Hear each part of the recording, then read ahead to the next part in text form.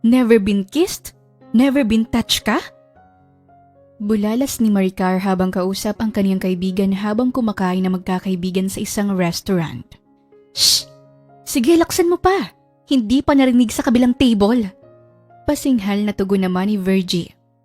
Si Virginia de la Cruz o mas kilala bilang si Virgie? 32 years old na ngunit dumating na siya sa edad na ito ay hindi pa ito nakaka-experience ng kahit halik mula sa isang lalaki. Maganda naman siya, morena, katamtamang taas at may magandang itim na buhok. Single siya ngunit tila ba hindi siya ready to mingle. Mababa kasi ang self-confidence ni Virgie. Mahiyain siya sa ibang tao bukod sa mga kaibigan niya. Isa pa, takot siyang makipag-usap sa mga lalaki. Hindi niya nga ba alam pero tila nga na-trauma siya nung high school dahil sa isang lalaki. Simula noon, lalapit pa lang ang isang lalaki sa kanya ay kaagad na siyang lumalayo. Hindi naman siya man-hater. May phobia lang talaga siya sa mga lalaki. Oh my God, Virgie! I never expected this, ha? Ang tanda-tanda na nating lahat. Ikaw yung tatahitahimik nung high school. Akala ko nga kapag tahimik siya yung unang mag-aasawa. Pero ikaw, pinanindigan mo talaga. Nakakaloka ka. Sambit naman ni Diana, na isa din sa mga high school friends ni Virgie. Naroon silang tatlo sa isang restaurant. Si Virgie, si Maricar, at si Diana. Mga high school BFF sila. Nagkita-kita silang tatlo dahil nga para pag-usapan ang darating nilang high school reunion. Si Maricar ay nakadestino na sa Davao, samantalang si Diana naman ay umuwi pa mula sa Amerika. Sa makatuwid, si Virgie na lamang ang naiwan sa kanilang lugar sa Quezon City. Oo na, kayo na ang may mga happy family. Ako na ang natenga. Pabugnot na sabi pa ni Virgie. Kasi naman, may Facebook ka nga. Hindi naman kita nakikitang online. Kaya hindi ko alam kung active pa ba yung Facebook mo. Wala naman akong ibang contact sa'yo. Eh di sana, nahanapan kita ng afam sa Jumerica. Bulalas pa ni Diana. Hindi ako makaget over, Frenny ah. Wait, you mean, hindi ka pa najujugs-jugs kahit kiss? Hindi makalimutan ni Maricar ang sinambulat ni Virgie. Oo nga, alam niyo naman na kayo lang kinukonsider ko mga BFFs. Magsisinungaling pa ba ako sa inyo? Kaya nga masayang-masaya ako dahil nagkita-kita tayo. Kung hindi pa nagkaroon ng high school reunion, hindi niyo man lang ako kukumustahin dito sa Novaliches. Pagtatampo pa ni Virgie. Akala ko nga inactive na yung Facebook mo, BFF. Ang huling post mo kasi year 2016 pa. Buti nga nagtry akong i-message ka. Nagbabaka sakali lang. Depensa naman ni Diana. Na-miss ko din kayo mga BFFs. Hay nako, I miss us. Masayang sabi naman ni Maricar. Oh, ano bang meron dyan sa high school reunion na yan? Join talaga tayo? Kunot noong tanong naman ni Virgie. Syempre no, minsan-minsan lang yan, kaya hindi pwedeng hindi tayo maka-attend. Mariing sabi pa ni Diana. Nako, kayo na lang. Hindi na ako sasama dyan. Meet na lang tayo after ng reunion. Tapos tayo-tayo na lang ang magbakasyon bago kayo magsiuwian. Tugon naman ng tila ba hesitant na si Virgie. Te, magagalit ang asawa ko sa Amerika kapag wala siyang nakitang post ko sa reunion. Yun ang dahilan ko sa kanya kaya pinayagan akong bumalik dito, no? Wika pa ni Diana. Eh bakit ba kasi ayaw mo? Maganda naman ang narating mo sa buhay. Hindi ba manager ka na sa bangko?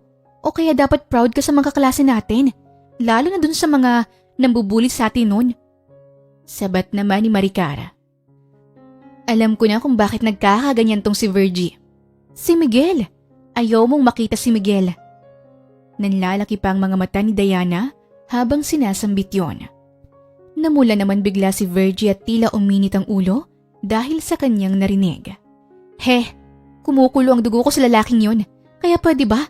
Wag mong babanggitin ang pangalan ng lechong lalaki na yon. Naiinis na sabi pa ni Virgie. So confirmed. Ayaw mo magpunta sa high school reunion natin dahil nandun si Miguel. Hanggang ngayon ba BFF? Galit ka pa din sa kanya? 15 years nang nakalipas te. Move on din. Wika pa ni Maricar. Madali kasi para sa'yong sabihin yan kasi hindi sa'yo nangyari sa akin. Sagot naman ni Virgie. Remind me nga, BFF. Ano nga bang pinagagawa sa'yo ng lalaking yon? Bakit hindi mo mapatawad? Usisa naman ni Diana. Sa pagkakataong yun naman ay nanariwa sa alaala ni Virgie ang kaniyang high school days. Binalikan niya kung paano siya na in love kay Miguel. 15 years ago, nasa 4th year high school si Virgie noon. Isa siyang simpleng dalagita. Hindi pansinin sa school dahil nga sa kaniyang average looks at pagiging mahiyain dito. Isang araw ay nakabangga niya sa mahabang pasilyo ng paaralan ang sikat na varsity player na si Miguel. Doon niya unang naramdaman ang kakaibang sensasyon. Bumilis ang tibok ng kanyang puso at pakiramdam niya ay pinatibok ito ni Miguel. "Sorry, miss." Bulalas ni Miguel habang tinutulungang damputin ang mga librong kumawala sa mga kamay ni Virgie nang mabangga niya ito. Tila slow motion naman ang mga sandaling yon habang inaabot kay Virgie ang mga libro. "Okay ka lang ba?" Tanong ni Miguel sa natutulalang si Virgie. Okay lang ako." Nauutal na sagot naman ni Virgie. "Sorry ulit." Sambit ni Miguel, tsaka ito tumalima at mabilis na naglakad patungo sa kaniyang barkada na naghihintay sa kaniya. Lingid sa kaalaman ni Virgie ay pinagpupustahan na pala siya ng magkakaibigan. Paglapit ni Miguel sa mga ito, ay kagad siyang kinausap ng kanyang mga kabarkada. "Pare, kakasa ka na ba sa pustahan?" Tanong ni Willie na kaibigan ni Miguel. "Pare, madaming nai-inlove sa akin dito sa campus. Siguradong mai-inlove sa akin yang si Virginia." Pagyayabang naman ni Miguel. "So, game ka nga. Papa-inlovein mo si Virginia. At kapag hindi naging kayo bago mag-JS prom, may 500 ka sa amin. Pero pag hindi na in love, ikaw may utang sa amin." Sambit naman ni Rocky na isa din sa mga kabarkada. "Easy naman yan, pre. Game." Kumpiyansang sagot naman ni Miguel. "Mahihirapan ka dyan, pare, kay Virginia. Hindi yan katulad ng ibang babae dito sa campus. Hindi yan easy to get. Tsaka sub-sub yan sa pag-aaral.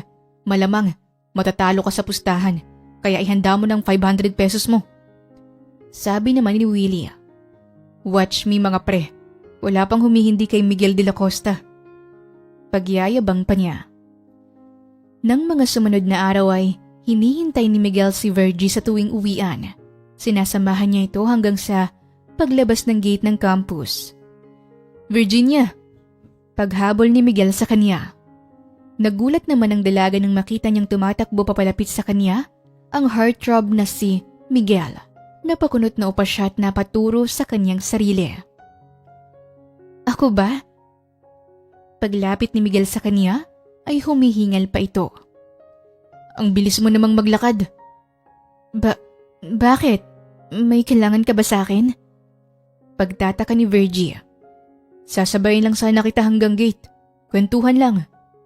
Tila nananadya pa ang pagpapakyut ni Miguel sa kanya. Tila kinilig naman si Virgie. Ngunit sa kabilang banda, sa dinami-dami ng magagandang babae sa campus, bakit siyang naisabayan ni Miguel? Bakit nga?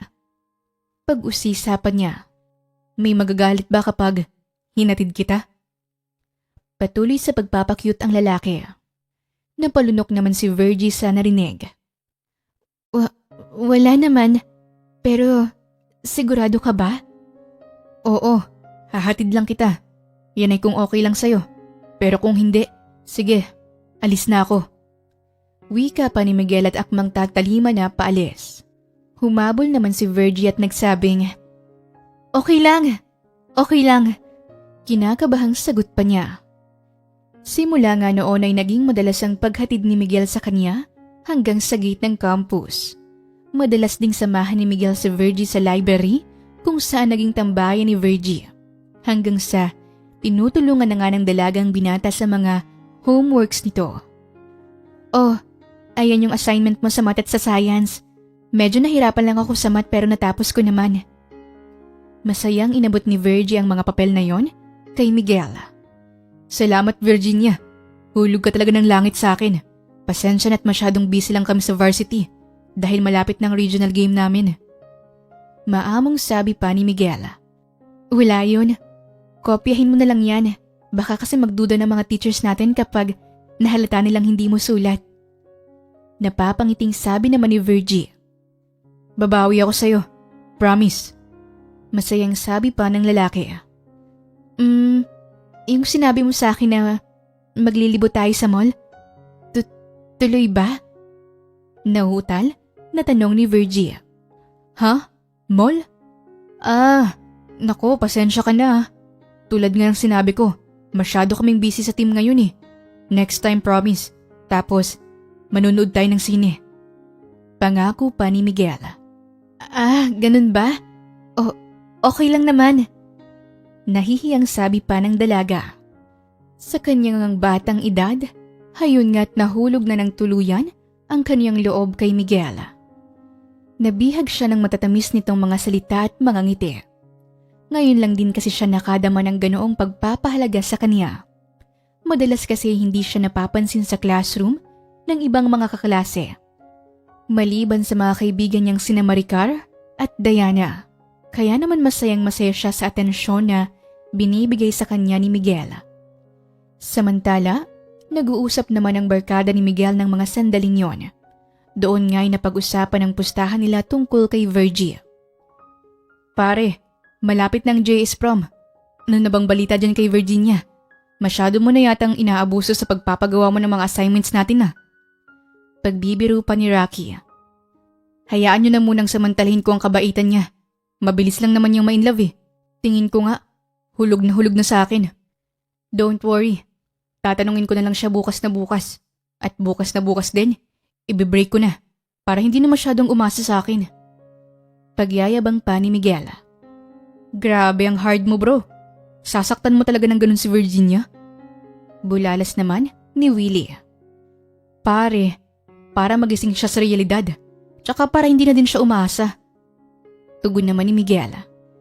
Kinabukasan nga'y nakipagkita si Miguel kay Virgie pagkatapos ng klase sa likod ng campus kung saan naroon ang isang malaking puno ng akasya. Nauna naman doon sa kanilang pagkikitaan si Virgie. Magtatapat na kaya siya sa akin? Bulong pa niya sa kanyang sarili. Maya-maya naman ay nakita na niyang paparating ang gwapong si Miguel. Kagad niyang inayos ang kanyang buhok at saka pinagpagang suot na blouse. Nandito ka na pala, sabi pa ni Miguel habang humahangos na lumapit sa kanya. Bakit mo ba ako pinapunta dito? Kinakabahang tanong ni Virgie. Hindi ko na kasi kayang ilihim pa Virginia, mahal kita. Mahal mo din ba ako? Sambit ni Miguel. Nabigla naman si Virgie sa mga tinura ng lalaki. Tila ba lumipad ang kaniyang puso. Pakiramdam niya ay nasa ulap siya ng mga sandaling yon. Ang lalaking kanyang unang minahal ay minamahal din siya. Virginia, muling tanong ni Miguel. I am asking you, kung mahal mo din ba ako? Pag-uulit ng binata. Oo Miguel, mahal din kita. Masayang tugon naman ni Virgie. Yes! Masayang sabi ni Miguel, hindi dahil sa iniibig siya ng dalaga, kundi dahil sa wakas ay nanalo siya sa pustahan ng kaniyang mga kabarkada. Masayang-masaya naman si Virgie ng mga sandaling yon, hindi niya alam na ang lahat ng yun ay pagpapanggap lamang. Sige, mauna na ako. May practice pa kami. Pero mamaya punta ka sa bahay. May sorpresa ako sa'yo. Sabi pa ni Miguel tsaka ito mabilis na tumakbo palayo. Yun na yun? Hindi man lang ako niyakap at hinalikan? Bulong pa ni Virgie. Kinagabihan nga ay nananabik pa si Virgie na magtungo sa bahay ni Miguel. Suot pa niya ang paborito niyang bestida na sinusuot niya tuwing magsisimba ito. Nakapusod ang buhok nito at may palamuti pang ribbon. Nanghiram din siya ng lipstick sa kaniyang kaibigan. Kinakabahan naman siyang nagtungo ng gabing yon sa bahay ni Miguel. Ano kayang sorpresa niya sa akin? Bibigyan niya siguro ako ng flowers at chocolates. Kinikilig pang sabi ni Virgie habang nilalakad ang street na yon, papalapit sa bahay ni na Miguel. Nang marating niya ang harap ng bahay, ay nagulat naman siya dahil madilim ang paligid. Madilim pati sa loob nito Bakit parang ang dilim sa loob? Patuloy pa din siya sa paglalakad hanggang marating niya ang harapang pinto. Marahan siyang kumatok. Miguel? Pagtawag pa niya. Maya-maya naman ay dahan-dahang binuksan ni Miguel ang pinto. Pasok ka. Pabulong na sabi ng binata. Bakit ang dilim? Tanong niya. Basta, halika. Sabi naman ni Miguel tsaka siya hinila sa loob ng bahay. Naglakad sila hanggang sa makarating sila sa living room area ng bahay. Halos wala namang maaninag si Virgie dahil madilim sa loob at tanging ilaw mula sa labas lamang ang nagsisilbing liwanag. Virginia, nahalikan ka na ba? Prangkang tanong ni Miguel. Napalunok naman si Virgie sa narinig. Hindi pa. Sagot niya. Gusto mo bang halikan kita? Pangiinganyo pa ni Miguel. Ha? Okay lang. Nanginginig na sabi pa ng dalaga. Sige, ipikit mo ang mga mata mo. Ikikis kita sa labi. Sabi ng binata. Marahan namang pinikit ni Virgie ang kaniyang mga mata. Bahagya niyang inuso ang kaniyang mga labi. Ito ang unang pagkakataon na mahahalikan siya.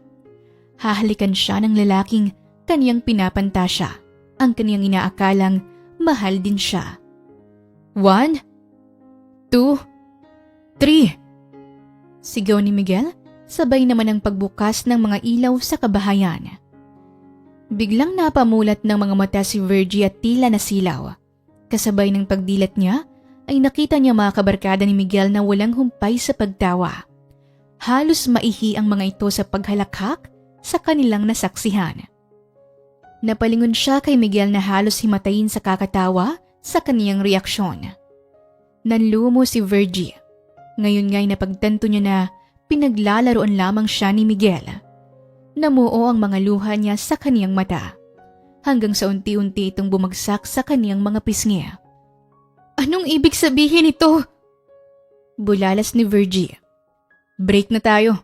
Mali pala. Wala pa lang tayo. Nakangising sabi pa ni Miguel. Niloko mo lang ako! Sigaw ni Virgie. Virginia, wake up. Sa tingin mo ba, may in love ako sa tulad mo? May in love ako sa'yo? Never. A man like me will never fall in love to a girl like you. Hindi tayo magka-level, Virginia, okay? Walang lalaking papatol sa'yo na tulad ko. Or worst, walang lalaking magkakagusto sa'yo. Sa tingin ko nga tatanda kang dalagay eh. Don't get mad. I'm just putting you in your right place, okay? Kaya bago ka pa umasa, sasabihin ko na sa'yo. Hindi kita mahal. And I will never ever love you. Masakit na salitang binitawan ni Miguel sa kanya. Tila ba dinurog ng paulit-ulit ang puso ni Virgie. Hindi lamang puso niya kundi pati din ang buo niyang pagkatao. Labis-labis na sakit ang dinulot ng mga sinabi ni Miguel. Masasakit na salita na tagos hanggang buto. Simula nga noon ay sumumpa si Virgie na hinding-hindi na kailanman iibig muli. Simula noon ay natroma na siya sa mga lalaki. Natakot siya at tuluyang nawala ng tiwala. Hindi na nga siya umibig pa. Ayaw na niyang maulit pa ang nangyari sa kanya nung high school. Ayaw niyang maranasang muli ang sakit na nakaukit pa din sa kaniyang puso hanggang ngayon. Maya-maya naman ay nagbalik na muli sa kanyang realidad si Virgie. Nabagbagang damdamin ng dalawa niyang kaibigan na sina Maricar at Diana nang muling manariwa sa kanilang isipan ang masaklap na nangyari sa kaibigan. Sorry BFF, nung time na yon, hindi ka namin natulungan. Malungkot na sabi ni Maricar. Paano nating tutulungan yan eh? Sinekreto nga sa atin yung tungkol kay Miguel. Late na nating nalaman nung kumalat sa campus yung tungkol sa eksena niya sa bahay ni Miguel. Sabat naman ni Diana. Kaya nga ayoko na magpunta sa high school reunion, no? Parang sinugatan ko lang ulit ang sarili ko. Kaya sana naiintindihan niyo ako. Pakiusap naman ni Virgie. BFF, do you think it's about time na mag-move on ka na? Siguro kailangan mo lang harapin ang fear mo. Kasi kung hindi mo haharapin yan, baka hanggang madeds ka, may puot pa din dyan sa puso mo. Yung sugat dyan sa puso mo, hindi naghihili. Do you get what I'm saying, BFF? Wika pa ni Maricar. At saka ang balita ko, may asawa na yung si Miguel at may mga anak na din. Dagdag pa ni Diana. Oh, see? Parang pinutunayan ko lang din kasi na totoo yung mga masasakit na salita na sinabi niya sa akin. Halos lahat kayo sa batch natin pamilyado na. Ako na lang tong naiwan na single. Bugnot pa ni Virgie. BFF, choice mo naman yung pagiging single mo eh. Ganito na lang, para makita ng hinayupak na Miguel na yan na hindi totoo ang mga sinabi niya, hindi totoong tatanda kang dalaga, humanap tayo na magpapanggap na jowa mo. Pagbibigay idea pa ni Maricar. Ha? Baliw ka ba? Just to prove to him na mali ang akala niya? No way. Pasinghal naman na sabi ni Virgie. It's not for him. It's for you. You need to face Miguel para matapos ng struggles mo. Plus na lang yung makita niya na may jowa ka. Dagdag pa ni Diana. Napaisip naman si Virgie. Marahil tama nga ang mga kaibigan niya. Marahil, ito na ang tamang pagkakataon na harapin niya ang lalaking nanakit sa kanya. Para din siguro tuluyan na siyang mag-heal. Sasabihin niyang lahat ng mga pighati niya after that night. Ibubuhos niyang lahat ng gusto niyang sabihin. By that, baka sakaling mawala na ang trauma niya sa mga lalaki. Okay. Payag na ako sa idea na yan. Ang tanong, saan naman tayo hahanap ng lalaki na magpapanggap na asawa ko for one night? Pagsang-ayon niya. Yes! Madali lang yan, BFF. Madami dyan. Hanap tayo sa mga gay bars. Suggestion pa ni Maricar. Hindi naman sa pangmamalit sa mga nagtatrabaho sa gay bars ha. Pero kumuha tayo ng magaling umarte at syempre, yung hot at yummy. Para talagang mapanganga si Miguel. At magulat ang lahat dahil nakabingwit si Virgie ng hunkylicious. Napapapalakpak pa si Diana. Tapos, magpanggap na lang na mayaman. Kunwari attorney o kaya engineer. Ganyan. Di dapat yung fluent mag-English para ka panipaniwala. Sambit naman ni Maricar. Nako, mukhang mahihirapan tayo dyan. Ano ba yan? Wag na lang kaya. Napakamot ulo pa si Virgie. Ay wait, hindi ba na-mention mo Diana na nagbalik na ng Pinas yung half-brother mo na bilyonaryo? Yung CEO ng tech company? Yung gwapo mong kuya? Sino na nga yun? Nanlalaki pa ang mga mata ni Maricar nang maalala ang gwapong half-brother ng kaibigan. Si Rodney? Oo, nandito na siya matagal na sa Pinas. At yun nga umaari ba ang negosyo. Hindi kami masyadong nag-uusap dahil alam ko na sobrang busy niya. But he's still single. Masyadong kinain ng trabaho. Kaya yun, hindi niya rin napapansin na tumatanda na din siya. Paliwanag naman ni Diana. Napakagwapo ng half-brother mo na yon. For sure, hindi mag-agree sa kalokohan natin.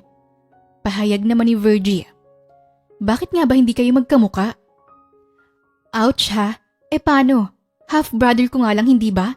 Naanakan lang ng tatay niya yung nanay ko, kaya siyang legal na anak. Kaya sa international nag-aral noon. But we're in good terms naman.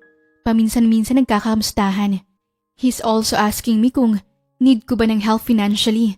Pero syempre, hindi ko naman sinasamantalang kabaitan niya. At isa pa, may afam naman na ako sa Jumerica na mayaman din no? Pagsasalaysay naman ni Diana. Oh, di ireto mo na tong si Virgie natin. Suggestion pa ni Maricar. Pwede ko siyang pakiusapan. Since single naman siya. At dahil sabi naman niya, anything. Basta kailangan ko ng tulong niya. But I will not commit ha. Mention ko lang sa kanya. Sambit naman ni Diana. So medyo malabong option 1 natin. Second option, mag-download ka ng dating app. Dun ka maghanap ng intelihenteng lalaki BFF. Sambit naman ni Maricar. Hay, dating app? No way. Mariing tugon naman ni Virgie. Arte nito? Kala mo naman kagandahan? Wala namang mangyayaring masama sa'yo doon. Malay mo, makahanap ka doon hindi ba? Tapos pag nakuha mo ng loob, pwede mo nang pakiusapan. Pabalang nasabi naman ni Maricar. Mahirap din yan Hay nako, kung wala talaga, hindi na siguro ito ang right time para dyan sa high school reunion na yan. Napaismid na sabi pa ni Virgie. Third option, maghahanap na lang tayo sa tabi-tabi ng lalaki. Napapapalakpak pa na sabi ni Maricar. Ay, bet ko yan. Unahin na natin sa gay bar. Natatawang sabi pa ni Diana. Pero seriously, kakausapin ko si Radney. But no assurance ha? But I will do my very best. Napahingang malalim naman si Virgie. Hindi niya sigurado kung tama ba itong mga naiisip nila. Tama bang mag-upa pa ng lalaki para lang may mapatunayan kay Miguel? Tama bang magpanggap pa sa harap ng lalaki na nanakit sa kanya noon? In some ways, gusto niya din naman tong mangyari. Yun nga lang, ang gusto niya sana ay totoong asawa niya. Totoong lalaking mahal niya at mahal din siya. Pagkaraan nga ng pagkikita nila ng kaniyang mga kaibigan, umuwi na si Virgie sa kaniyang bahay. Hindi niya nga ba alam sa sarili niya? Kung tutuusin, ay kontento na siya sa kaniyang buhay. May maayos siyang trabaho. May sarili na din siyang rent-to-own house. Maliit man ngunit sigurado naman siyang sa kanya. Tapos na din niyang mahulugan ng sasakyan niya, bukod pa dito. May naiaabot din siyang pera para sa kaniyang mga magulang. Yun nga lang, dala ng trauma sa mga lalaki, isang puwang sa kaniyang puso ang tila ba nangungulila. Sa kaniyang edad na 32 ay wala pa siyang pamilya bukod sa kaniyang mahal na alagang aso na si Ramsey. Minsan nga'y naiinggit din siya sa mga kaedad niya. Ngunit marahil ganun talaga ang buhay. Not everything will be given to you. Sabi nga, fair ang mundo. Hindi ibibigay sa iyo ang lahat. Ngunit sa kaniyang pagmumuni-muni, tila ba naisip niya na kailangan niyang makita si Miguel for the last time. Kailangan niyang harapin ang lalaking sumira sa kanya noon. Kailangan niyang harapin ang kanyang fear. Baka sakaling kapag nangyari ito, ay mabura na ang takot niyang muling magmahal. Nais niyang mapatunayan kay Miguel na hindi siya loser.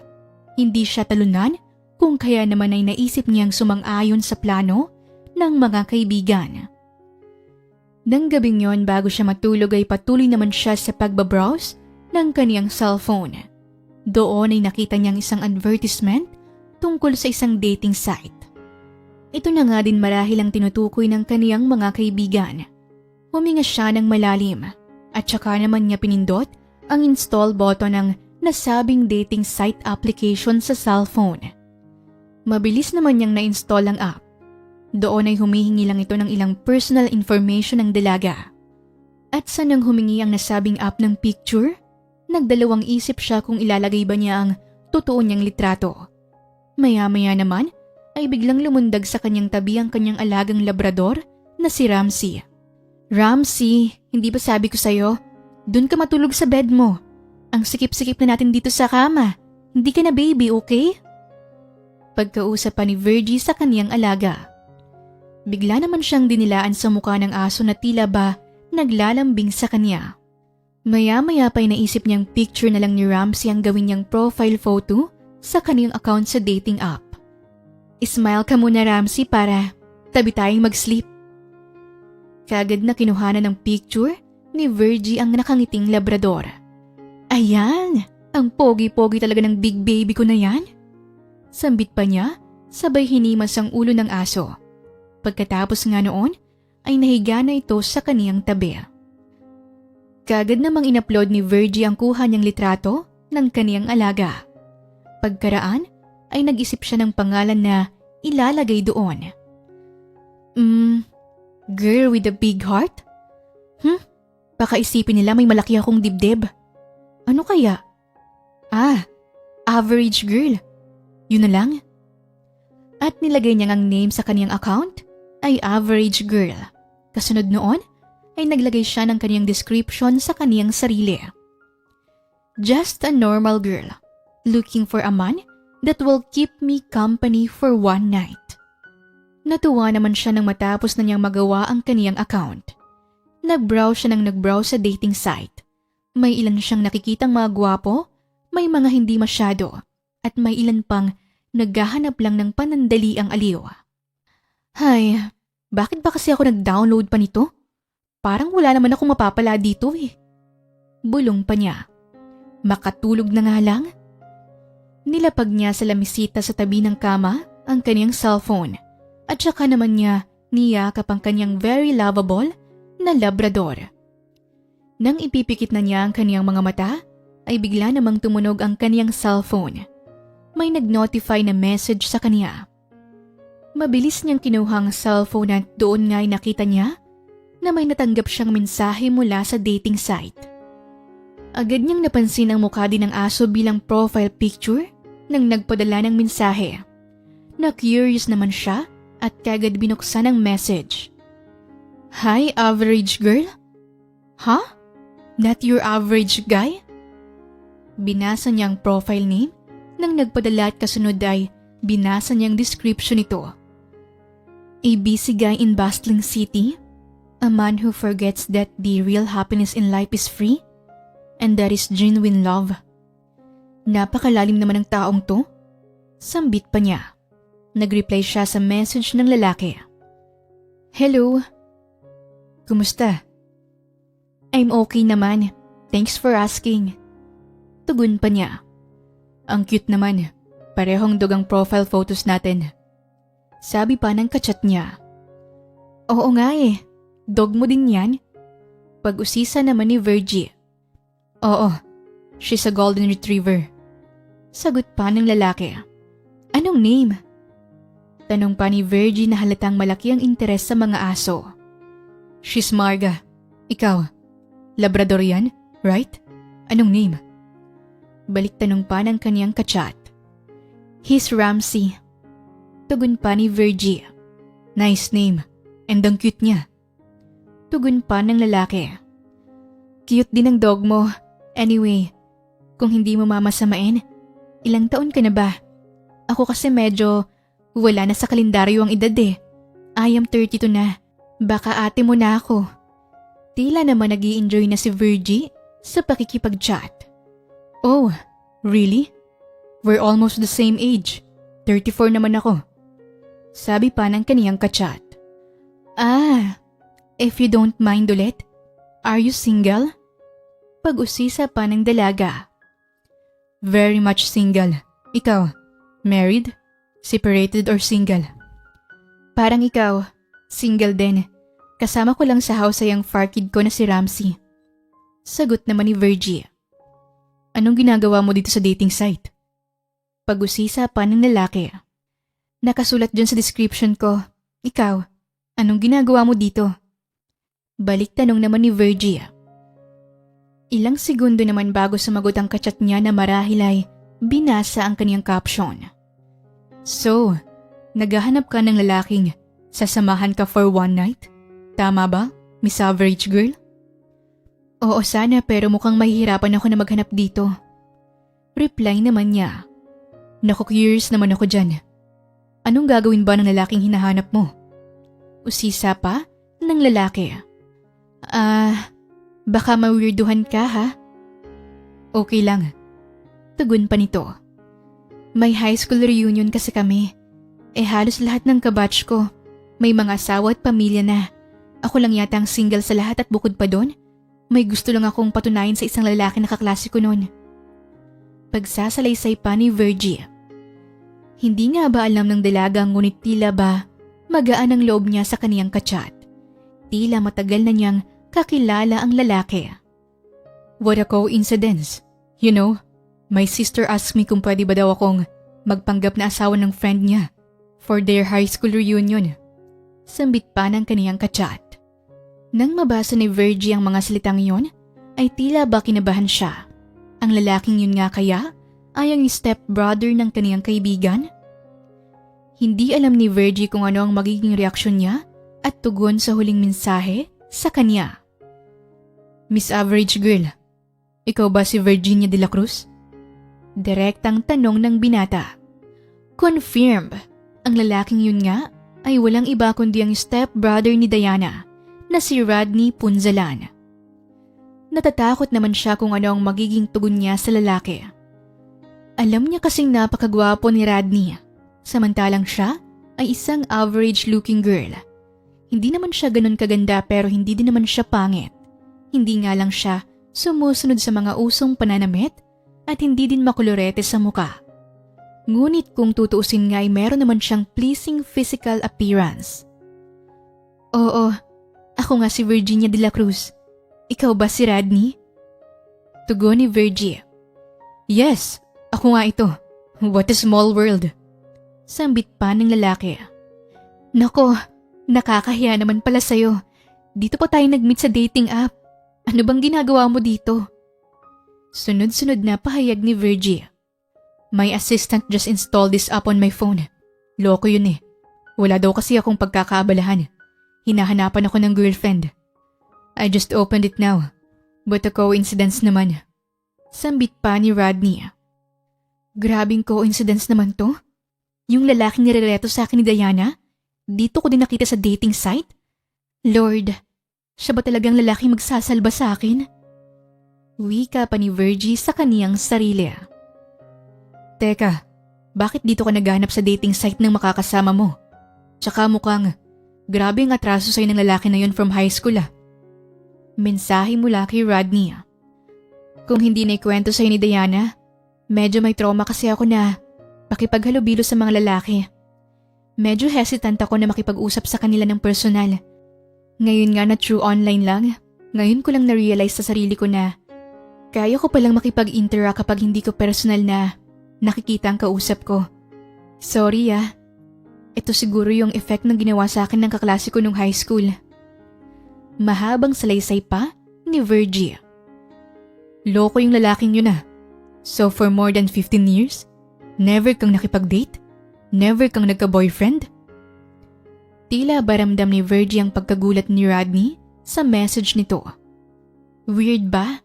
Oo Kaya nga ang advice sa akin ng kapatid mo ay to face my fears para manumbalik na daw ang trust ko sa mga lalaki. Paliwanag pa ng dalaga. Okay, I am in. Maikling tugon ni Rodney. What do you mean? Pagkukumpirma naman ni Virgie sa lalaki. I mean, yes, game ako sa mga plano nyo. Game ako na magpanggap bilang asawa mo. Yan ay kung papasa ako sa taste mo. Tugon pa ni Rodney. Tila kinilig naman si Virgie sa huling mensaheng yon. Tila nabunutan siya ng tinik. Nakahinga siya ng maluwag at talaga namang masayang-masaya siya. Ano ka ba? Kung hindi nagbabago ang itsura mo nung high school, sigurado akong pasadong-pasado ka. Baka nga dihado pa ako Sure ka?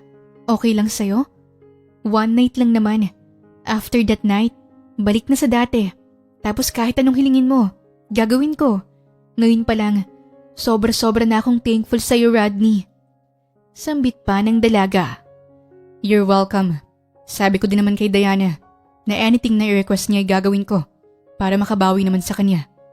Teka, kailan ba ang high school reunion niyo? Tanong pa ni Rodney. Sa isang araw na Tugon naman ni Virgie. Oh, sa isang araw na? So, meet tayo bukas para sa plans? Tanong pa ni Rodney. Maya-maya ay tila ba naisip nito na may phobia nga palang dalaga sa pakikiharap sa mga lalaki. Don't worry, harmless ako.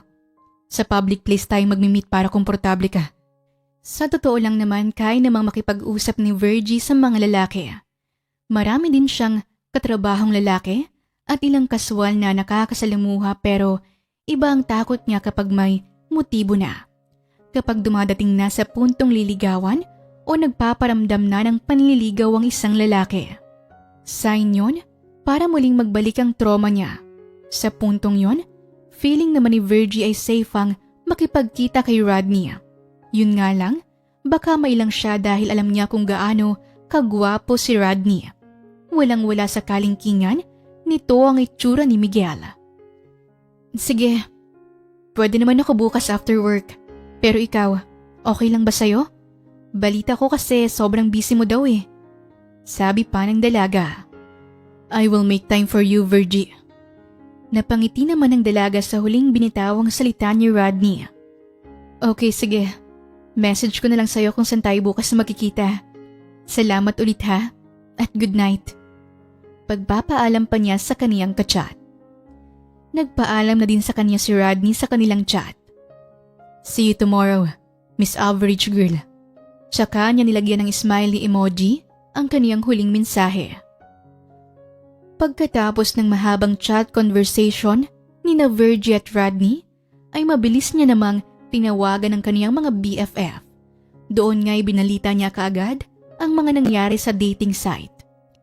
Doon ay pinaalam niya sa kaniyang mga kaibigan na si Rodney na stepbrother ni Diana ay ang kaniyang nakachat at higit sa lahat ay pumayag ito sa gagawin nilang pagpapanggap sa kanilang high school reunion. Nang sumunod na gabi ay nagkita nga sina Rodney at Virgie. Ang usapan nila ay mag-uusap sila sa isang coffee shop sa Makati. From Quezon City naman ay nag-aapura pa si Virgie sa pagkapark nito ng kaniyang kotse. Ang usapan kasi nila ni Rodney ay alas 7 ng gabi, ngunit dahil sa traffic ay inabot siya ng siyam-siyam. Pagpasok niya sa coffee shop ay nagpalingalinga siya sa paligid. Muli niyang inalala ang mukha ni Rodney. Ganun pa din kaya ang itsura niya? Sa isipan niya. Maya-maya naman ay nakaagaw ng kaniyang pansin ang isang lalaki sa dulong table ng shop. Nakasuot ito ng kulay asul na long sleeve at naka-gray slacks pants. Tila naman slow motion itong bumaling sa kanya. Siya na nga yun. Siya na nga si Rodney. Pagkumpirma niya pa. Mabilis muna siyang nagtungo sa comfort room upang doon ay mag-ayos. Nagsuklay siya ng kaniyang buhok at naglagay ng konting lipstick. Bumuntong hininga siya at saka nagsabing, "Kaya mo yan. Kaya mo yan, Virgie." Pagpapalakas ng loob pa niya sa sarili. Marahan siyang lumapit sa lalaking iyon na lutang na lutang talagang kagwapuhan.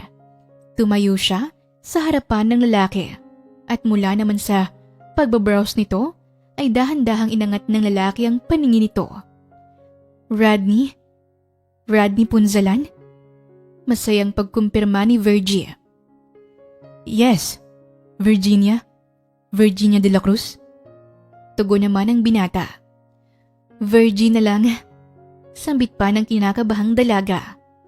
Tumayo si Rodney at saka inalalayan na makaupo si Virgie sa katapat nitong upuan. Ang gentleman naman ito. Ang gwapo pa at ang bango. Sa isip pa ni Virgie. Pagbalik ni Rodney sa kanyang kinaupuan ay nagsabi ito ng, "Finally, nagkita rin tayo." Nakangiting sabi pa nito. Tila naiilang naman si Virgie sa mga tinging yon ng kaharap. Rodney, thank you ulit ha.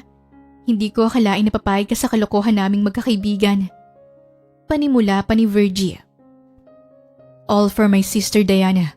And of course, gusto din talaga kitang makamove on. Based na din sa mga kinukwento mo kagabi sa chat.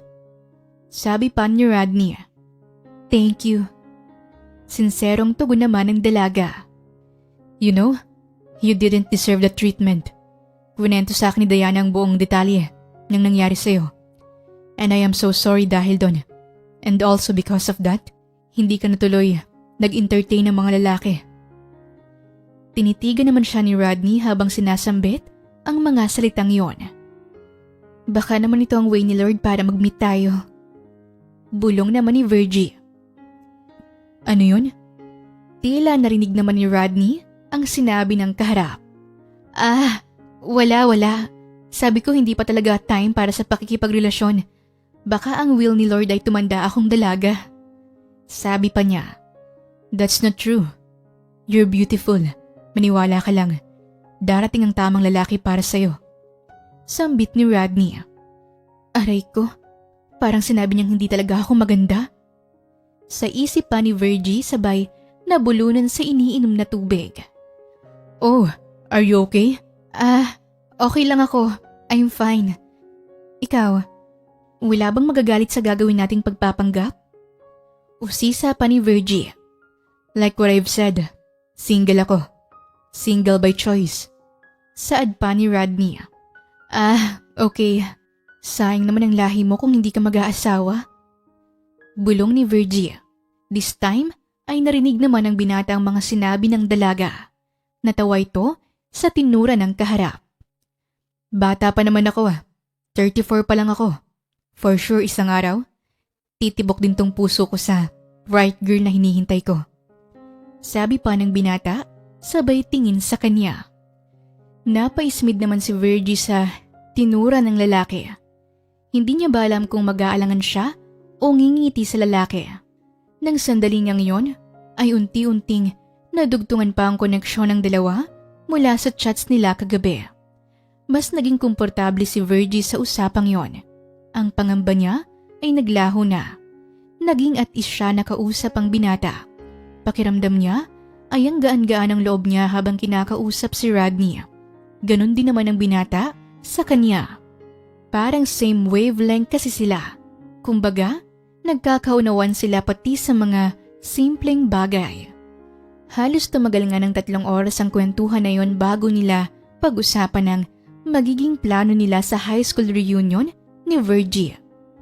So, what's the plan? Tanong ng lalaki. Yan, wala ka nang gagawin. Mayaman ka naman, guwapo at successful. All you need to do is to come at the reunion. Sumipot ka lang and then magpanggap na asawa ko just for a night. Yun lang. Nakangiting sabi pa ni Virgie. Okay, that's it. Napapatangong sabi naman ni Rodney. Kasunod nun ay pinag-usapan pa nilang iba pang detalye ng kanilang gagawing pagpapanggap. Anyway, Rodney, medyo late na din. Alam mo naman na sa QC pa ako umuwi. Baka nagugutom na si Ramsey sa bahay. Pagpapaalam ni Virgie. Sure. Oh, si Ramsey. Sige, you may go na. Kawawa naman, baka hinihintay ka na. Pag-aalala naman ni Rodney. Thank you. Wika pa ni Virgie tsaka niya kinuha ang dala niyang bag. I hope to meet Ramsey soon. Pahabol pa ni Rodney. I hope to meet Marga too. Tugon naman nang nakangiting si Virgie. Muli itong bumaling sa lalaki. Rodney, from the bottom of my heart, super thank you talaga. No worries. See you tomorrow. Nakangiti ding tugon ni Rodney. See you. Sabi pa ni Virgie at saka tumango. Mga alis na siya nang biglang may pahabol pang binata. Virginia, you are beautiful. Not just on the outside, but you are beautiful in the inside too. Just believe in yourself. And thank you for the wonderful conversation. I really enjoyed it. Sinserong sabi pa ni Rodney. Namula naman ang mukha ni Virgie sa mga huling sinabi ni Rodney. Naiilang ito at saka nag-iwan ng ngiti sa binata. Dumating na nga ang gabi ng high school reunion ng batch 2008 ng San Marino High School. Ito nga ay gaganapin sa isang pamosong hotel sa QC. Unti-unti na ding nagdadatingan ng mga tao. Lahat ay magaganda, ang bihis at gayak. Lahat ay masaya at nananabik na muling makita ang kani-kanilang mga kaklase. Ang usapan naman ni Virgie at Rodney ay magkita sila sa parking area ng hotel. Naunang dumating doon si Virgie. Pagkapark niya ng kanyang sasakyan, ay chinek muna niya ang kanyang cellphone kung may message mula kay Rodney. Ngunit wala itong mensahe. Kinakabahan siya ng sandaling yon. Ito na ang pagkakataon na haharapin niya ang naging sanhi ng kanyang trauma, si Miguel. Habang hinihintay si Rodney, ay nag-ayos muna siya ng kanyang sarili. Nakalugay ang maganda at itim nitong buhok. Naglagay din siya ng kaunting foundation at makeup sa muka. Inayos din niya ang kanyang suot na bestida. Kalahating oras din siyang naghihintay sa loob ng kanyang sasakyan. Panay ang tingin niya sa kanyang cellphone, ngunit walang kahit anong mensahe at missed calls mula kay Rodney. I-indyanin yata ako nun na. Bulong pa niya. Usapan namin, 8:00 dito sa parking lot. Mag-aalas 9 na, wala pa din siya. Maya-maya naman ay biglang nagring ang kaniyang cellphone. Mabilis niya itong tinignan. Si Diana palang tumatawag, ang kaniyang kaibigan. Kaagad din naman niya itong sinagot. BFF, san ka na? Nandito na kami ni Maricar. Bungad ni Diana. Hinihintay ko pa yung kapatid mo rito sa parking. Usapan namin 8:00. Anong petsa na? Uwi na lang ako. Pasinghal na sabi ni Virgie. Pumasok ka na muna dito. Wala naman yata si Miguel. Halika, sayang ang outfit mo dyan. Ako nang tatawag kay Rodney. Sabi pa ng nasa kabilang linya. Hindi naman malaman ni Virgie kung matutuwa ba siya o madidismaya na wala si Miguel sa high school reunion na yon. Nang mga sandaling ang yon ay napagpasyahan niya ng bumaba ng kotse at magtungo sa function hall ng hotel. Kinakabahan ngang nagtungo si Virgie sa hotel. Ito ang unang pagkakataon na muli niyang makikita ang kaniyang mga kabatch noong high school. Panalangin niya ay sana huwag nang maungkat pa ang nakaraan kung saan naging topic din siya sa mga tsismisan patungkol sa nangyari sa bahay ni Miguel. Inisip niya na lamang na past is past. Wala nang magbabago pa sa nakaraan. All she needs to do is to accept it and move forward. Pagpasok niya sa reception ng function hall, ay kagad naman siyang nag-register. Nakita niya nga mula sa papel na yon ang pangalang Miguel Lucero. Wala pa ang pirma nito. Ibig sabihin ay wala pa nga ito sa kanilang pagtitipon. Maya-maya naman ay sinalubong na siya ng kaniyang mga kaibigan na sina Maricar at Diana. Napangiti siya nang sa wakas ay makita niya ang kaniyang mga pinagkakatiwalaang mga tao sa reunion na yon. You are finally here! Yumakap si Maricar kay Virgie. Bumeso din naman si Diana sa kanya. Ang ganda-ganda mo tonight tapos hindi ka attend? Sampalin kaya kita. Biro pa nito. Nasa na ba yung kapatid mo? Bungad naman ni Virgie. Hindi rin nasagot ng tawag ko BFF eh. Baka nasa office pa yon. Baka may ka-meeting pa. Alam mo naman CEO yun no? Ayoko namang magpaulit-ulit na tumawag. Sagot naman ni Diana. Ang haba-haba pa ng mga pinag-usapan namin kagabi, tapos hindi naman pala sisipot. Pasinghal na sabi pa ni Virgie. Ano ka ba? Just enjoy the night. Sambit naman ni Maricar na sumasayaw-sayaw pa kasabay ng music na naririnig sa buong function hall. Feeling main character ka te ha? Nagpaubaya naman si Virgie. Ano pa nga bang magagawa niya? Naroon na siya. Kaya naman pinilit niyang enjoyin ang gabi. Ayaw niya din namang masira ang gabi ng kaniyang mga kaibigan dahil lang sa kanya. Nagsimula na nga formally ang program ng reunion. Nagkaroon ng opening remarks from their high school valedictorian. Nagkaroon ng ilang introduction number at sa wakas nga ay nagkaroon ng isang dinner buffet. Pagkatapos nun ay nag-serve na din ng mga alak sa bawat table. Panay naman ang linga ni Virgie sa kanyang orasan. Tila hinihintay pa din niya ang pagdating ni Rodney. Kahit na alam niyang sobrang late na kung darating pa ito. Nagpalingalinga siya sa paligid. May ilan-ilan pa din na kapag nakikita siya ay biglang nagbubulungan. Malamang nga ay naalala nilang nangyari noon. Mabuti na nga lang sa kaniyang pakiwari ay wala si Miguel sa reunion na yon. Ngunit sa kaniyang pagbaling sa kaniyang likuran ay nakita niya ang lalaking yon. Ang lalaking naging dahilan ng kaniyang trauma. Ang lalaking pinaglaruan at pinagpustahan siya nung high school. Naroon at dumating nga si Miguel Lucero. Nanlaki ang mga mata ni Virgie na muling bumaling sa mga kaibigan. Nandito na siya! Bulalas ni Virgie sa mga kaibigan. Nandito na si Miguel! Nagulat naman ang dalawa niyang kaibigan sa tinuran niya. Napalingon sila sa gawing yon at doon nga'y nakita nila si Miguel. Katulad pa din ng high school, mayabang pa din ito. Maangas at arugante. Te, papalapit dito! Bulong ni Maricar. Aalis na ako. Nagmamadaling sabi naman ni Virgie. Sa kaniyang pagtalikod naman, ay bumangga siya sa katawan ni Miguel na noon ay nasa kaniyang likuran na. Oh, so happy to see you, my Virginia. Nakangising sabi pa nito. Hoy, tigilan mo yung kaibigan namin ha. Hindi na tayo high school. Tigil-tigilan mo na yung pangbubuli mo ha. Pasinghal na sabi naman ni Diana. Wala naman akong sinabing hindi maganda. Masaya nga ako na nakita ko tong si Virginia. Pambubos ka pa ni Miguel.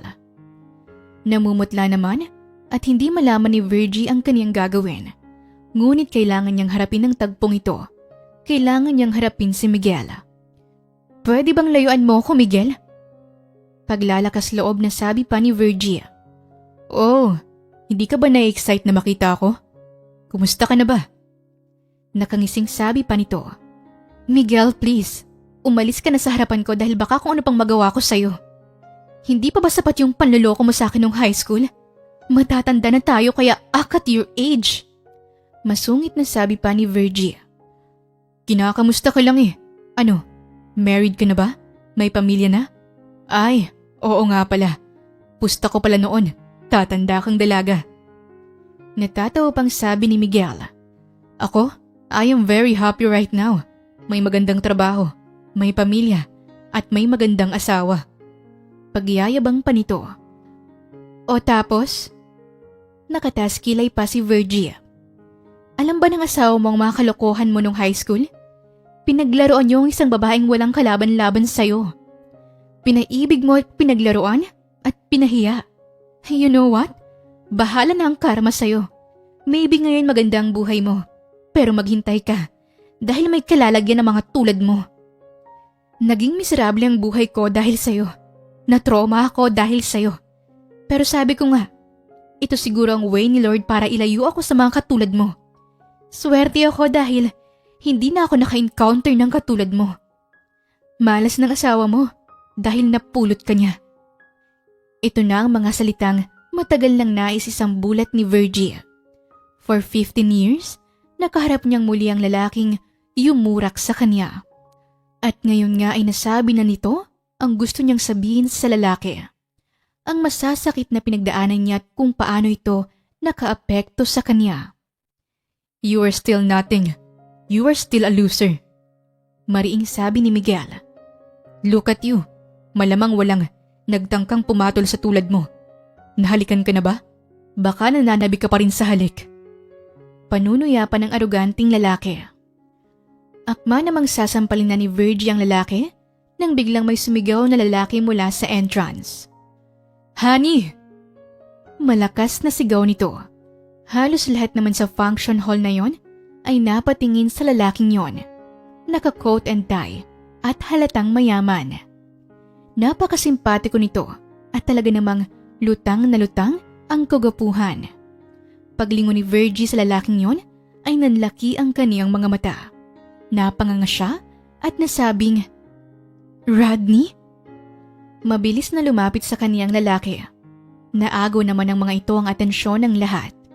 Niyakap niya si Virgie sa harap ng mga taong naroon. Kasunod ay maririnig na nagbubulungan ng lahat. Hindi makapaniwala sa kanilang nasasaksihan. Asawa ni Virgie yan? Ha? Nakabingwit ng ganyan kagwapo si Virgie? Totoo ba? Jowa ni Virgie yan? Mga ilang kataga na maririnig sa function hall na yon. Miguel, meet my successful husband, CEO and a billionaire, Rodney Punzalan.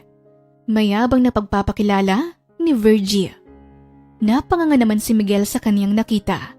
Hindi siya makapaniwala sa kaniyang nasaksihan. Napaatras ito at tila ba nakakita ng multo. Mr. Punzalan, ikaw ang asawa ni Virginia? Nauutal na sabi ni Miguel. Oh, I see. Remind me? Parang pamilyar nga ang mukha at pangalan mo eh. Isa kang office staff sa factory ko, hindi ba? Nakangising sabi naman ni Rodney. Mas naguluhan naman si Virgie sa narinig. Ibig sabihin nito ay empleyado ni Rodney si Miguel sa kaniyang kumpanya. Sir Rodney, hindi ko akalain na ikaw ang asawa ni Virginia. Kitang-kita sa mukha ni Miguel ang lubos na pagkabigla. Why? May problema ka ba doon, Mr. Miguel Lucero? Pasinghal na sagot naman ni Rodney. Wala po, sir. Paulit-ulit naman ang pagyuko ni Miguel sa harap ng CEO. I think may malaking atraso kaya sa asawa ko. Kunot noong sabi pa ni Rodney, sabay tingin sa naguguluhang si Virgie. Wala po. Hindi ba, Virginia? High school pa kami nun, sir. Mga bata pa kami nun. Biro-biroan lang, sir. Muling paulit-ulit na pagyuko ni Miguel. Biro-biroan? Na-trauma si Virgie sa mga ginawa niyo sa kanya. Sa mga ginawa mo sa kanya. Ikaw ang dahilan kung bakit malaki ang hinanakit ni Virgie sa mga lalaki. Ikaw ang sumira sa kanya. Biro-biroan? Mataas na boses na sabi ni Rodney. Kasunod nito ay hinawakan ni Rodney ang mga kamay ni Virgie. Senyales na huwag siyang mag-alala. Rodney is in charge.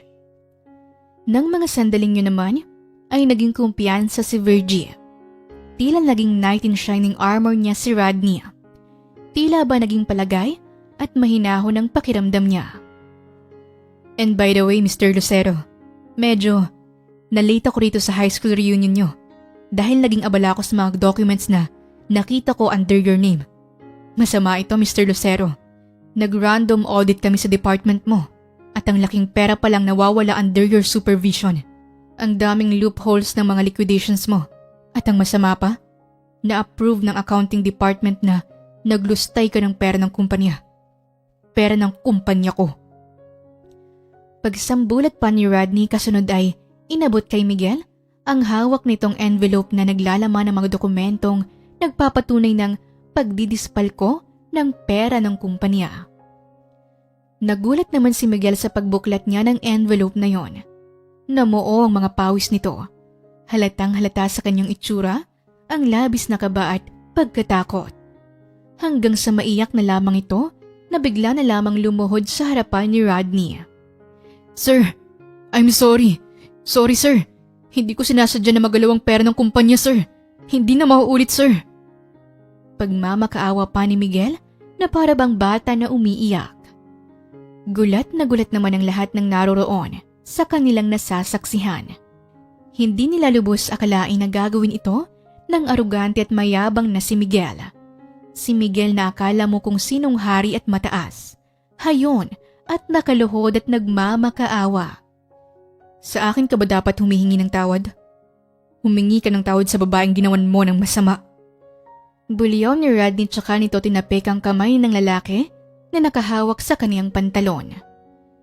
Bigla namang bumaling si Miguel kay Virgie. Wala na siyang pakialam kung anong sasabihin ng mga tao sa paligid. Kailangan niyang trabahong ito.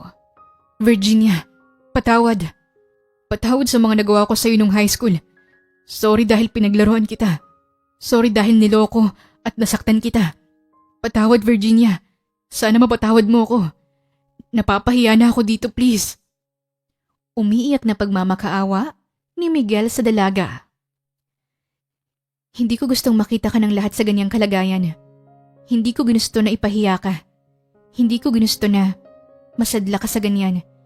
Pero hindi ba't ikaw naman ang dahilan ng lahat ng yan? Masakit hindi ba? Masakit na pinagtatawanan ka ng lahat at pinagbubulungan. Mabigat sa pakiramdam ang masaktan. Ang sakit na nararamdaman mo ay wala pa sa kalingkingan ng pinadama mo sa akin. Dahil dinala ko yun sa loob ng 15 taon, Miguel. Siguro nga mapapatawad kita, pero hindi ko kayang kalimutan ang mga ginawa mo. Alam mo ba ang takot ko na harapin ka ngayon? Hindi mo maiisip. Pero dahil kay Rodney, nagkaroon ako ng lakas ng loob na harapin ka. At masaya ako dahil na-overcome ko ang takot kong yon. Hindi ako natutuwa na makita kang ganyan. Pero isa lang ang masasabi ko. Deserve mo yan. Matapang na mga salitang sinabi pa ni Virgie. Kasunod noon ay hinatak niya ang mga kamay ni Rodney. Nais na niyang umalis sa bulwagang iyon. Wait! Sambit naman ni Rodney. Oh, by the way Mr. Lucero, you're fired. Nakangising sabi pa ni Rodney at saka sabay silang lumabas ng bulwagan ni Virgie. Napapalakpak naman ang lahat sa mga eksenang yon. Tila ba ito na rin ang naging ganti ng mga taong nabully ni Miguel noong high school. Sa pagbaling ni Miguel sa crowd, ay umaalingaw-ngaw sa pandinig niya ang mga katagang, Deserve mo yan! Deserve! You deserve it. Kala mo kung sino kang magaling Pasinghal pa ng mga kaibigang Maricar at Diana na naiwan naman sa loob ng bulwagan. Tumayo si Miguel mula sa pagkakaluhod at saka tumakbo palayo. Kasunod naman ito ay nagpalakpakan ng lahat sa loob ng function hall na yon. Sa paglabas naman ni Rodney at Virgie sa hotel, ay dumiretso sila sa malaking parke sa tapat ng hotel. Rodney, salamat. Buong buhay ako magpapasalamat sa ginawa mo kanina. Naiiyak na sabi ni Virgie. Sabi ko nga sa'yo, you deserve anything but the best. Ginawa ko lang kung anong nararapat. At ginawa ko lang yun dahil mabuti kang tao. At hindi mo deserve na forever mong dibdibin at katakutan ng Miguel na yun. Paliwanag naman ni Rodney. Hindi mo kaagad sa akin sinabi na empleyado mo pala si Miguel. Wika pa ni Virgie. Actually, kaya ako natagalan sa pagpunta dito dahil ngayon ko lang din napag-alaman yan. Although, familiar na sa akin ang name na Miguel Lucero dahil sa nabanggit ni Diana. Kaya pinahanap ko ang file ng mga employee sa office. Hayun nga ang empleyado ng kumpanyatang Miguel na nanakit sa'yo ay iisa. And upon checking his files, napag-alaman ko na matagal na pala siyang nagdidispal ko ng pera ng kumpanya. Right timing din na dito ko siya ginulat. Napapangiting sabi pa ni Rodney. Huwag na nga natin yung pag-usapan. At least ngayon, successful ang pagpapanggap natin. Nagulat silang lahat dahil akala siguro nila hindi ako makakahanap ng kagaya mo. Oh well, hindi naman talaga ako nakahanap. Pagbibiro pa ni Virgie. Napailing-iling naman si Rodney. Don't mind them. You look beautiful tonight. Sayang, hindi natin na-enjoy ang music sa loob ng hotel. Do you wanna dance with me here? Kahit walang tugtog? Malambing na sabi naman ng lalaki. Napalunok naman si Virgie sa narinig. Tila na conscious pa siya nang mataimtim siyang pinagmamasdan ng mapupungay na mga mata ng binata. Sure. Kasunod noon ay marahang nilagay ni Rodney ang mga kamay nito sa bewang ni Virgie. Nagpaubaya naman si Virgie. Sa mga pagkakataong yon ay tila nga nawala na ang takot nito sa mga lalaki. Nawala na ang kaniyang fear of interaction. Marahan din niyang pinatong ang kaniyang mga kamay sa balikat ng lalaki at doon nga'y malumani nilang inindayog ang kanilang mga katawan kahit walang musika. Para namang isang fairytale si Virgie na mga sandaling yon. Ngayon lamang niya naramdaman ang ganoong feeling. Ngayon lamang niya naramdaman ang lubos na kaligayahan. Parang ang sumasayaw sila sa ulap. Sana, napawi na mga takot mo, Virginia. Sinserong sabi pa ni Rodney habang patuloy sila sa pagsayaw. Wala na, Rodney. Wala na. Maikling tugon naman ni Virgie, sabay ngiti sa binata. Simula nga ng gabing yon ay tuluyan ang nawala ang hesitant ni Virgie. Nawala na ang kaba at takot niya. Muli niyang binuksan ang puso niya para muling subukang umibig muli. Nang tuluyan ang makawala ang kaniyang pain and nightmares, dala ng nakaraan, ay mas nakita niyang makulay na mundo. Ang mundong pinagkait sa kanya ng nakaraan sa loob ng mahabang panahon. Napagtanto niya na hindi lang pala si Miguel ang dahilan kung bakit nakakulong ang kaniyang puso sa takot. Ang kaniyang sarili pala ang may mas malaking bahagi ng takot na yon. Nagpakain siya sa kaniyang insecurities. Nilimitahan ang sarili sa pakikipagkapwa at sinara ang puso at isip sa pananaw na lahat ng lalaki ay hindi dapat pagkatiwalaan. Nagkaroon siya ng pag-asa na hindi lahat ng lalaki ay katulad ni Miguel. Si Rodney. Si Rodney ang nagpatunay na hindi lahat ng lalaki ay manloloko at hindi dapat pagkatiwalaan. Naging magaan pa ang pagkakaibigan ni Rodney at Virgie matapos ang gabi ng reunion. Walang patidang pagpapalitan nila ng mga text messages. Madalas nilang mapataw ang isa't isa dahil sa mga corny jokes nila. Madalas din silang magkita after work. Kwentuhan lang over a cup of coffee. Kwentuhan about life, about their past, their future, at kung ano-ano pa. Masaya silang pareho sa company ng bawat isa. Sabi nga ni Rodney, parang nakita niya kay Virgie ang female version niya dahil suwak na suwak talaga ang personalities ng dalawa. Sa pagkakataong ito, nagbigay naman ng oras si Rodney para sa kaniyang sarili, para sa kaniyang puso. Buong buhay kasi niya ay lugmok siya sa trabaho. Matyaga niyang tinaguyod ang kumpanyang iniwan sa kanya ng kaniyang pamilya hanggang sa maging successful na nga ito. This time, at his age, marapat naman na humanap na siya ng kaniyang makakatuwang sa buhay. Marapat lamang na bumuo na siya ng pamilya. Marapat lamang na hayaan niyang puso niya ang magdikta. Hindi naman siya nahirapang humanap ng babaeng mamahalin dahil batid niyang isa lang naman ang pangalawang sinisigaw ng kaniyang puso, ang pangalang Virgie. Nang umagang yun naman, ay nagulat na lamang si Virgie nang may tila ba ingay sa kaniyang pinto. Mabilis naman na tumakbo patungo sa pinto ang kaniyang asong si Ramsey. Wala namang tigil ang paggalaw ng buntot ng aso na tila ba nananabik sa kung sino ang nasa labas. Sa pagbukas ni Virgie ng pinto ay bumungad sa kanya ang cute na golden retriever. Pamilyar sa kanya ang asong yon. Ang asong madalas ipakita sa kanya ni Rodney, si Marga. Marga? Anong ginagawa mo dito? Bulalas ni Virgie habang lumilingon-lingon sa paligid. Kaagad namang nilapitan ng aso niyang si Ramsey si Marga at tila ba nagkakaintindihan ng dalawang aso. Pumasok sila sa loob ng bahay at doon ay parang matagal nang magkakakilala.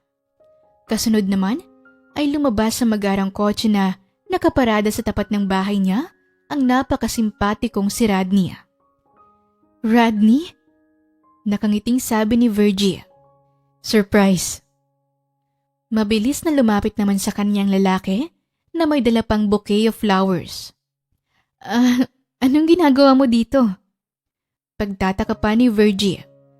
Virgie, after all these years, akala ko ang pagpapayaman at pagpapalago ng negosyo ang magpapasaya sa akin. I didn't notice na wala pala sa material na bagay ang magpapasaya sa akin.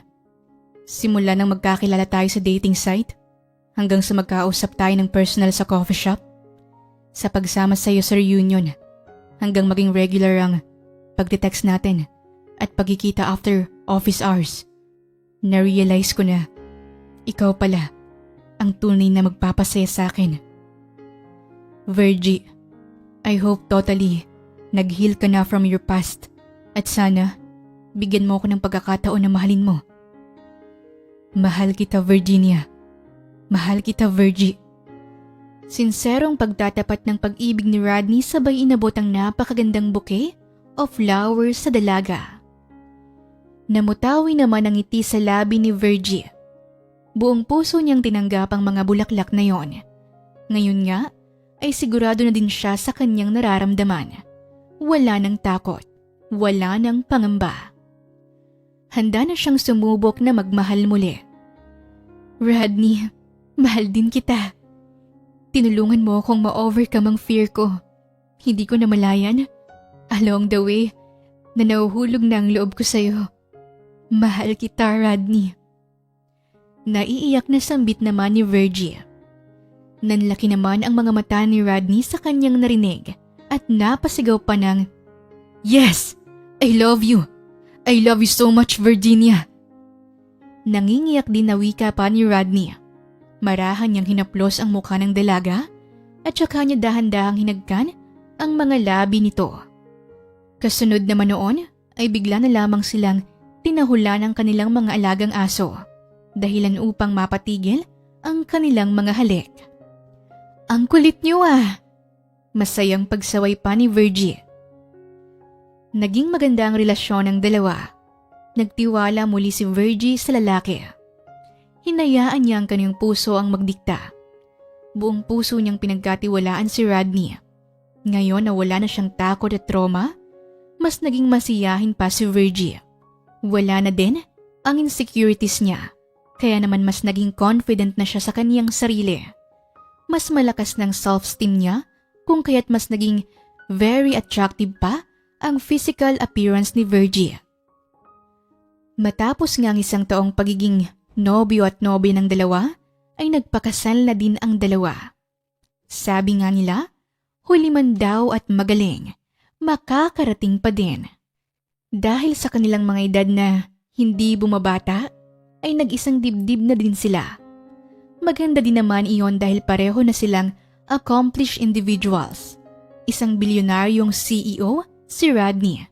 Samantalang si Virgie naman ay isa na ngayong finance manager sa kaniyang opisina. Sabay nga nilang narating ang kani-kanilang mga pangarap, katuwang ang isa't isa. Kalaunan ay nagkaroon naman sila ng anak na lalaki na naging dahilan naman ng kanilang bundle of joy. Pagkalipas ng 4 na taon ay mabilis na lumaki ang kanilang mga anak na naging best friend naman ang kanilang mga alagang aso. Tonton, anak, tigil niyo na nga yung paglalaro sa garden. Ramsey, Marga, come here! Sigaw ni Virgie isang Sabado ng hapon habang naghahanda ito ng merienda sa kanilang veranda. Maya-maya naman ay biglang dumating si Rodney at saka yumakap sa kanya mula sa likuran. Ang bango naman ang nilutong merienda ng asawa ko. Huwag ka nang masyadong sumigaw dyan. Bahala ka, tatanda ka agad niyan. Malambing na sabi ni Rodney, sabay halik sa pisngi ng asawa. Ang kukulit kasi ng mga anak mong yan. Na ang tinutukoy naman ay si Tonton at ang 2 aso. Maya-maya naman ay nananabik na lumapit sa kanila ang kanilang anak at ang 2 aso. Mommy! Daddy! Wika ng bata sabay yakap sa magulang. Kasunod naman ito ay ang paglapit din ng 2 aso sabay namang dinilaan ang kanilang mga muka. Hay, ang kukulit nyo nga pero mahal na mahal ko kayo. Masayang sabi ni Rodney. I love you, my not so average guy. Pabulong na sabi ni Virgie. I love you too, my average girl. Pabirong wika ni Rodney sabay kindat sa asawa. Anak, play na kayo sa garden ni Ramsey at Marga. Magpi-play lang din kami ni Mami para magkaroon ka na ng baby sister. Pabirong sabi pa ni Rodney. Ang pag-ibig nga naman, dumadating sa atin ang hindi natin namamalayan. Minsan, natatakot tayong sumubok na magmahal muli dala ng ating mga past experiences. Pero subukan nating buksan ang ating mga puso. Life is beautiful. Magmahal ka. At kung masaktan man, subukan mo muli. Darating din ang tamang taong nakalaan para sa'yo. Sabi nga sa Corinthians 16 verse 14, do everything in love. Wakas! Maraming salamat po sa inyong pakikinig sa kwentong ibinahagi namin ngayong araw. Muli, ito po ang Tales of Siren at hanggang sa ating muling kwento. Maraming salamat po.